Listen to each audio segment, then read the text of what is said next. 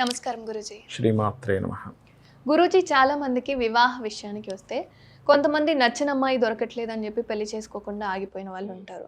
లేదా కావాలి అనుకున్న అమ్మాయి దొరక్కో, లేకపోతే ఆ అమ్మాయి ఇంట్లో వాళ్ళు ఒప్పుకోకనో ప్రేమించిన వివాహ విషయానికి వస్తే ఇట్లా వివాహానికి కాస్త అడ్డంకులు అనేవి వస్తూ ఉంటాయి.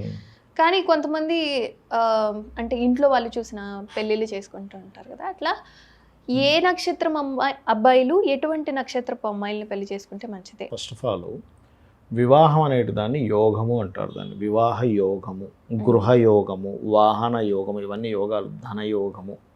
ఈ యోగం అనేటువంటిది ఎట్లా ఏర్పడుతుంది అంటే చూడండి, ఇప్పుడు డబ్బులతో అని కొనేటట్టయితే ఈ ఈ యొక్క ప్రపంచంలో లక్షల కోట్లు, వందల కోట్లు ఉన్నవాళ్ళు ఉన్నారు.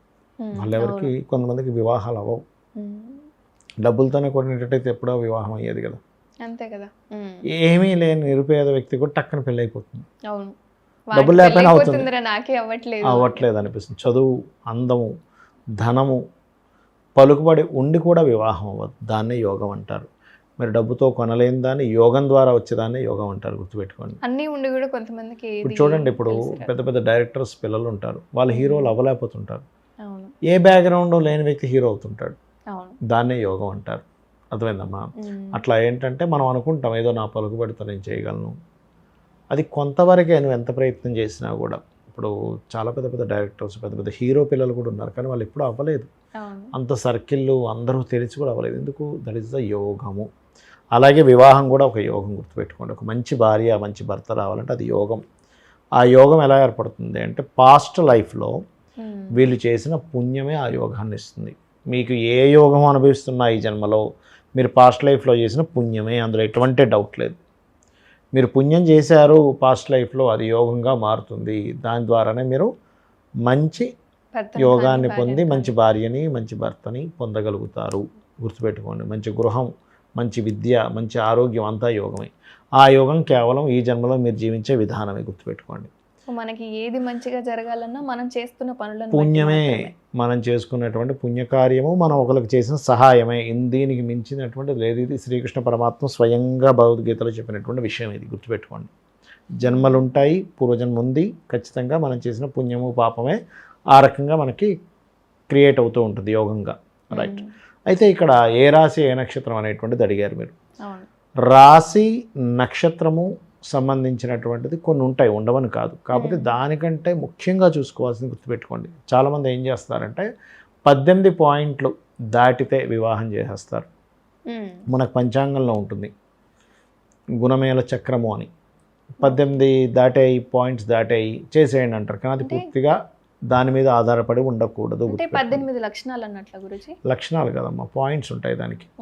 18 పాయింట్లను తీసుకుంటారు. దాన్ని యోని పొంతన, ఇవన్నీ కొన్ని ఉంటాయి, లెక్కలు ఉంటాయి దానికి. అవి అయితే ఇక్కడ కేవలం ఇది ఒక్కటే తీసుకున్నారు, 18 దాటాయని వివాహం చేశారంటే పూర్తిగా మీరు రాంగ్ స్టెప్ వేసినట్టు. ఉట్టి నక్షత్రాన్ని తీసుకున్నారంటే పూర్తిగా రాంగ్ స్టెప్ వేసినట్టే. నక్షత్రం కేవలం మనసు కలుస్తుందా లేదా. ఫ్రెండ్లీ నక్షత్రాలు కొన్ని ఉంటాయి. అంటే ఎలా అంటే సింపుల్గా చెప్పేస్తాను నేను మీకు.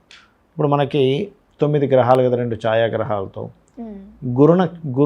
గురు సంబంధించిన గ్రూపు, శని సంబంధించిన ఇవి ఉంటాయి. అంటే అట్లాగా శని, శుక్ర, బుధ, రాహు, శనిపాలిత లగ్నాలు, శనిపాలిత నక్షత్రాలు. గురువు, కుజుడు, కేతువు, రవిచంద్రులు గురు సంబంధించినవి.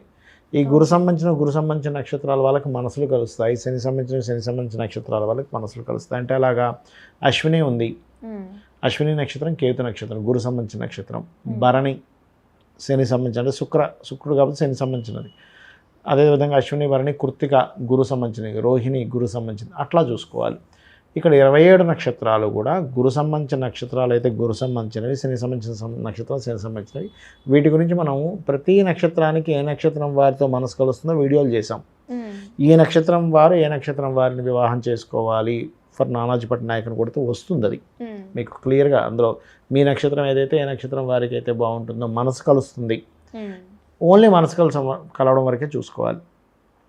మరి ఏంటి మేజర్గా ఏం చూసుకోవాలి అంటే, ఇప్పుడు చూడండి అమ్మా, ఇప్పుడు మీరు ఒక వివాహం చేసుకోవాలనుకున్నారు ఎవరినైనా, ఫస్ట్ ఏం చేస్తాం, ఆ మనిషి తత్వం ఏంటో, ఎలాంటి వ్యక్తో అంటాం.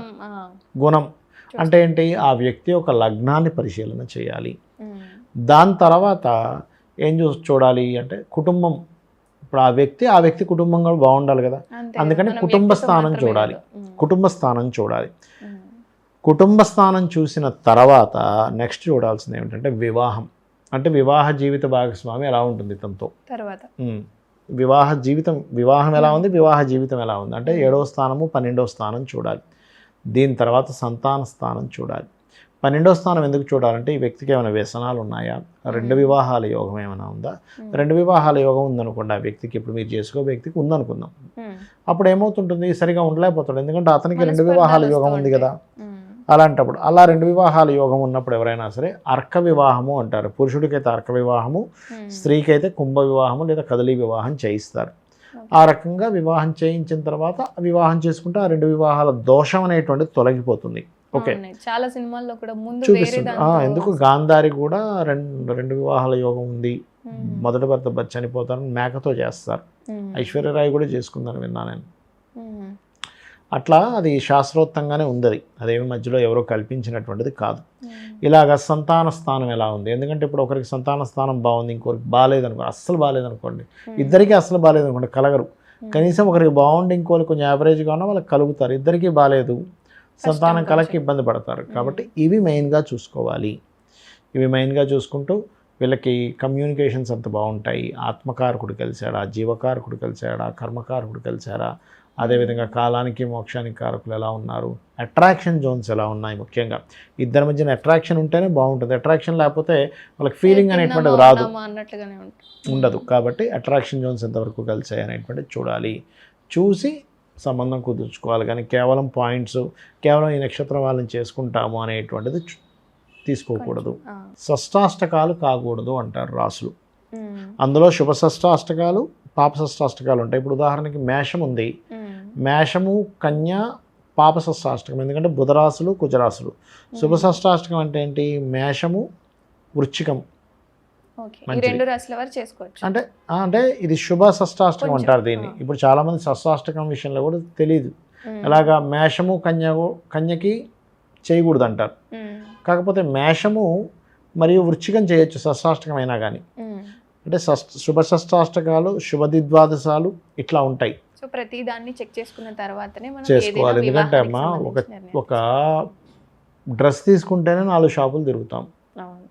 4 షాపులు తిరిగి డ్రెస్ బాగుందా, కలర్ బాగుందా, ఒకసారి అద్దంలో చూసుకుంటాము, ఫిట్నెస్ కరెక్ట్గా ఉందా లేదా, ఇదేమైనా తొందరగా చిరిగిపోతుందా, ఎక్కడ ఉన్నాయా అని చెప్పి కేవలం మనకు 1 year 2 years వాడే డ్రెస్కి అన్ని చెకింగ్ చేసుకుంటాం కదా.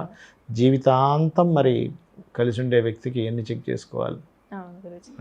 చక్కటి అంశాలను పంచుకున్నారు. శ్రీమాత్రే నమః.